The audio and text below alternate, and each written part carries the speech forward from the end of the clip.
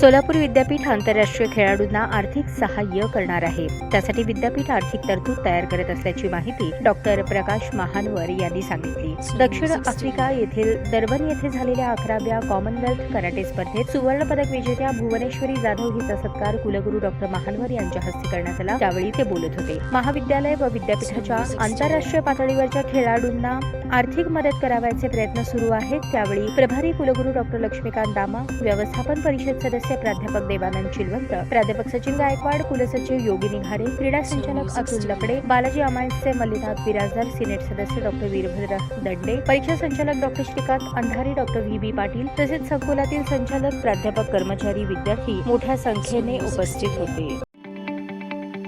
ताज्या बातम्या पाहण्यासाठी प्राईम महाराष्ट्र न्यूज चॅनलला सबस्क्राईब करा.